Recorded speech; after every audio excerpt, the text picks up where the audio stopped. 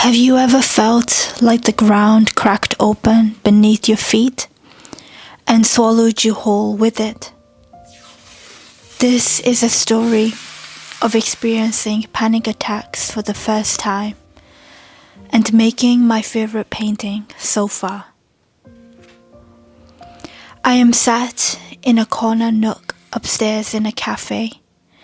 It's been a while since I came here and I could see how the hands have changed. The decor is chic and cozy. There are plenty of comfortable, inviting seats for me to sit and contemplate, and I find that I like it better than how the previous owner had decorated the place. On my way here, I could already sense the pressure building up in my chest. Pressure is like a fox. It hides in the dark, forgotten corners of your subconscious until the right moment comes, and when it does, it slowly creeps up in the voice of a friend who is only trying to protect you. And as you listen to their quiet voices of concerns, it makes you freeze, and you wonder whether their eagerness to protect you make them a true friend or not. Reading the chapters of my book, below there is a small chaos in the cafe kitchen. An audible beep lasted for about 10 minutes before silence resumed. Then the silence was replaced by the barista, politely saying, "I'm terribly sorry about the noise." Then the voice of the customer replied, "No, not at all, not at all. It's absolutely fine, absolutely fine." An echo of fine rang in my ear. A month ago, in a cozy cabin nestled in the lochs and mountain ranges of the Scottish Highlands, I woke up suddenly at 2 a.m., unable to breathe. From what I remember, the top half of me jumped up like I was a body possessed. Although the cabin was spacious, I felt like the darkness of the room and its wooden walls were closing in on me. And after that morning, for the next 2 weeks, especially in the evenings, I would feel the same sense of helplessness. My body felt like it was shutting down. At first, it felt like a betrayal. The very job that it did so generously to keep me going in life was to breathe. Now it was refusing to cooperate. What is happening to me? Now I realize this wasn't a betrayal but a cry for help. Especially in the evenings as the curtains drawn and the lights came on in my living room. What used to feel cozy and safe felt like I was trapped in the confines of my home body. I felt like I was being chased down by some unknown evil in a horror movie. I didn't know how to make it make sense. The confines of my body and mind had become a prison. The walls closed in on me once again and I couldn't escape. Not from the room, not from the house, especially not from my body. The thing about what is really honest in life is that it's not ever supposed to fully make sense. The first person I ended up admitting enough is enough was to, you would never have guessed, my astrologer. A man who I've only spoken with twice, but I've always felt like we met again at the right time of my life. I wrote him a long email, which was both a letter and a vulnerable confession to myself, but I wanted someone else to be a witness to it too. And it was also my first point of call in asking for help.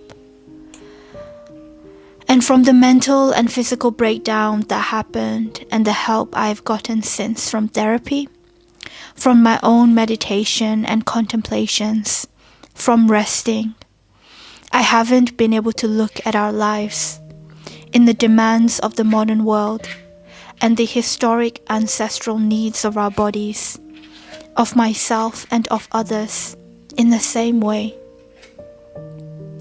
I recognize now how fragile we really are as humans. Although we are walking around seemingly solid, we are in fact really porous, transparent and vulnerable to every memory, every word, and every person that has ever touched us. I think our souls are very patient. I think the egocentric parts of ourselves believe that living as though we are the main characters of our lives will make us feel safe and protected. But really, all we are doing is putting ourselves into a self-made cage.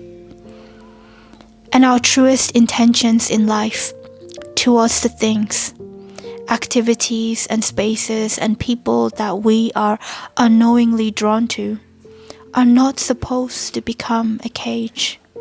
They're only meant to be the ground to set us free. Fine is a mask that I wore because I never really had the breadth of language to put into words this new chapter of life I was entering. We move through the transition of our lives looking for an escape. We want to fast forward to get to a sense of safety, of a perfect ending where we will finally be happy. But as a result, we look not only forwards but also outwards, not only into the future but also towards others, putting more meaning in the things that we do rather than the complex, ever-changing beings that we are. And the gift of these panic attacks, in retrospect, they brought me back into myself. It's fascinating that we do some of our best hiding and discoveries when we find the darkest part of our path, away from the outside influences and away from the surface level desires. I tried my best to slow down so I could really listen and be with my body. In efforts to move on, in efforts to have this happy ending, I've done so much learning and doing in the past 6 months. Although I moved forward in skills I gathered, I never really moved with enough depth and at a pace that is required to fully experience a momentous transition of my life, of switching careers, of leaving the life I knew for the past 8 years, of finding a new identity. I didn't know that such a chapter required a steady navigation and an ample amount of space. I'd like to believe that the panic attacks came at a point when I couldn't hear this quiet voice inside, so it had to communicate in a different way. The soul is patient. It comes out when you no longer hear it. I need you to slow down to fully hear me. The way things are being done right now is not working for me, would be the translation of my panic attacks. The soul doesn't care whether it wins or loses. It only cares if you have done things your own way. And there is actually grace in knowing that even if you are heading down the wrong path, you will be led back some way, somehow. Crashing down my own expectations so I could physically breathe again has given me the space to internally observe and breathe into this new chapter of my life and experience it more vulnerably and more compassionately for the first time. I'm learning that my body doesn't care to have a clear language or the desire to know like my mind does. It only wishes to be experienced. And it's been painful and eye-opening to experience so many spectrum of emotions. This week, I painted my favorite painting so far this year. Instead of focusing on the details, I focused on the ecosystem. Similar to focusing on the whole ecosystem of my body and my mind, I observed the forms instead of the details that made up the form. As the inks poured wildly and unpredictably onto the paper, as I sprayed water and splashed alcohol, as I scattered salt, I watched in wonder at the chaos unfolding before me. Hues of reds and pinks, yellow and blues, in every direction on paper. I felt free. And every layer of acrylics and oils I added since were acts of humility. That I don't know everything, and nor will I ever try to know everything. Because the very act of seeking to know was a cage in itself. For the first time, I wanted to lean into the humility of unknowing that art making has always provided for me. I didn't recognize this feeling I got through creating art was actually an act of healing until I read an article about the power of art in trauma and psychotherapy. Art gave me a language when I couldn't speak, and now it is helping me break open entirely. This painting is my favorite piece I've made all year because I let go of my internal expectations and the need to perform. Instead of performing, I allowed myself to exist. Instead of judging, I allowed myself to accept. Accepting the simple existence of ourselves might just be the hardest thing I ever do. To fall into this space that contains so much of everything, again and again, is truly heartbreaking. But I've learned something honest. We are never supposed to fully be healed. We are never supposed to fully transcend and be above the ground.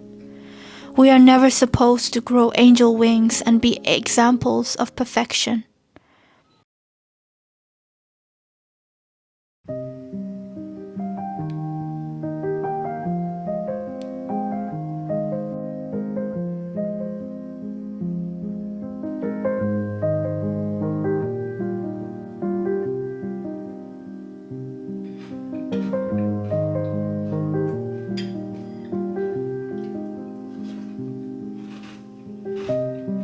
It's earlier in the morning and we're just coming into autumn. Early-ish time-wise. It's early for me currently. It's about like 9 a.m. and I love this time of the day because we get sunlight from the eastern window, and the sun, especially like around this time of the year, in its transition from summer to autumn, it's lower in the sky. So basically what happens is the sun comes down into the window, it hits the window, and the light sort of filters through, and it filters out in such interesting ways. Like, it creates amazing, interesting shadows on the paintings and the sketches, and I love observing the sketches with light and the changing nature of light, because I think it gives paintings like such a different energy. It almost feels sometimes like they're coming alive, because sometimes you have these reflections of the plants as shadows that are on the canvas or the sketch. Sometimes there's just like this like really bright spot of sun that's like just in one area of a sketch, and somehow like I like to believe and I like to imagine that there is a story within that moment itself that, you know, is trying to tell me something or teach me something, or just allow me to like view the work or my life in a different way.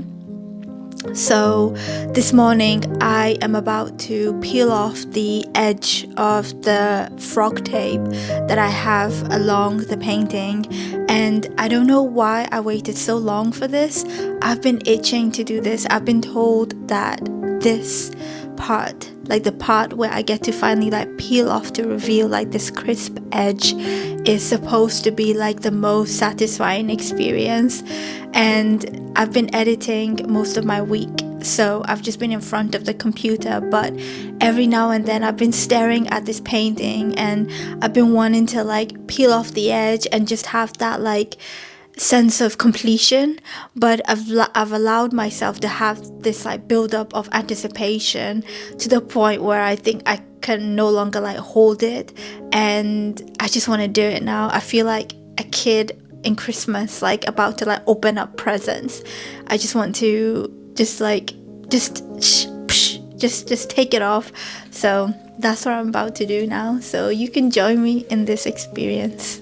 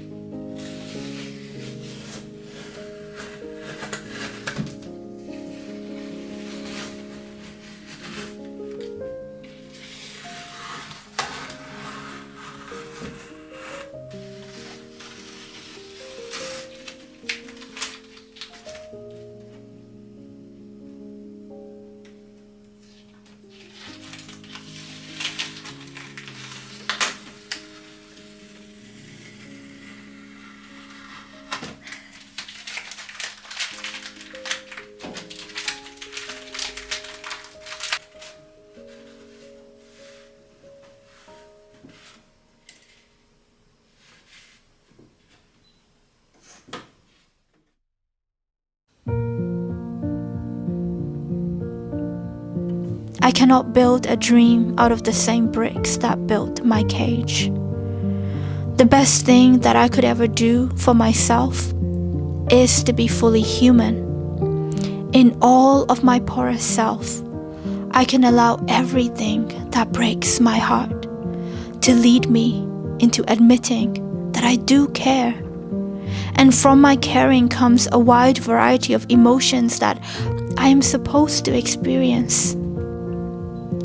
I used to wonder how I will ever have the courage to stand beside my own work. But this week, beside this painting, I found that I was able to do so, stand honestly. Because I realized for the first time, I was fully honest when I made it. Unlike other weeks, I no longer needed the reassurance from my partner that it was good.